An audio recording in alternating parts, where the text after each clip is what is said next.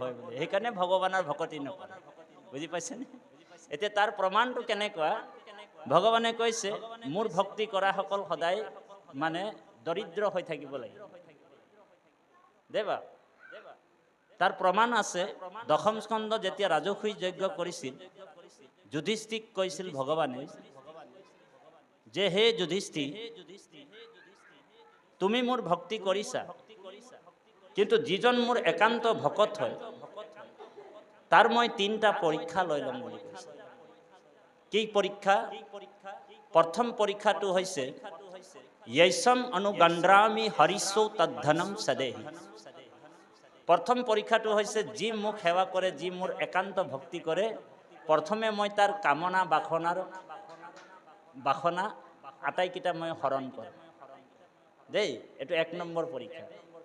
য়ৈসম মনুগন্ধ্ৰামি হৰিষৌ তদ্ধনম সদেহি, কামনা বাসনাৰ যিটো ধন সেইটো মই হৰণ কৰিম। এইটো 1 নম্বৰ পৰীক্ষা। আৰু দ্বিতীয় পৰীক্ষাটো তাতকৈ ডেঞ্জাৰ বুলি কৈছে, কৰৌমি বন্ধু বিচ্ছেদম, তাৰ মিত্ৰ কুটুম পৰিয়ালৰ পৰা তাক মই অকলশৰীয়া কৰি দিম। এতিয়া আপোনালোক শ্ৰীমন্ত শংকৰদেৱ সংঘত সোমালে, কৃষ্ণৰ ভক্তি কৰিছে, আপোনালোকক চাব সব পৰিয়ালবিলাক এৰি দিব। এৰিছে নাই বাৰু আপুনি? হা? এইটো দ্বিতীয় পৰীক্ষা দেই বাপা। এইটো ভাগৱতৰ দশম স্কন্ধত আছে। এইটো পদটোও মই গাই দিম, এইটো মই সংস্কৃত শ্লোকটো গাইছোঁ। প্ৰথম পৰীক্ষাটো হৈছে য়ৈসম মনুগন্ধ্ৰামি হৰিষৌ তদ্ধনম সদেহি, 1 নম্বৰ পৰীক্ষা। 2 নম্বৰ পৰীক্ষাটো হৈছে কৰৌমি বন্ধু বিচ্ছেদম, তাৰ মিত্ৰ কুটুম পৰিয়ালৰ পৰা মই তাক অকলশৰীয়া কৰিম। আৰু 3 নম্বৰ পৰীক্ষা তাতোতকৈ ডেঞ্জাৰ হ'ব বুলি কৈছে। কি কৰিব?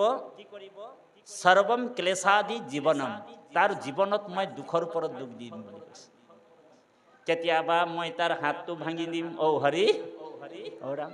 কেতিয়াবা তাৰ ভৰি ভাঙিম, কেতিয়াবা তাৰ আইগৰাকীক উঠাই লৈ যাম, কেতিয়াবা 2টা ল'ৰা থাকিলে এটা ল'ৰাক এক্সিডেণ্টত মাৰি দিম, ঔ হৰি। এনেকুৱা পৰীক্ষা আপোনালোকৰ আহিব।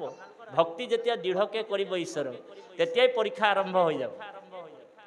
সেইকাৰণে নতুন মানুহবিলাক যে আহে শংকৰ সংঘৰ মানে অন্তৰ্ভুক্ত হ'বলৈ বা এক শৰণ নাম ধৰ্মত কোনোবা যদি জইন কৰিবলৈ আহে, অকল আমাৰ সংঘৰেই কথা কোৱা নাই, যি এক শৰণ হ'বলৈ আহে দেই, তেওঁলোকে নতুন সংগী সমাজত আহিছে, এক শৰণ ধৰ্মটো ল'ব, কৃষ্ণৰ ভক্তি কৰিব। আৰু এনেকুৱা যদি পৰীক্ষা 3টা লৈ লাহেকৈ ওলাই গুচি যায়, কি বুলি কয় জানে নাই?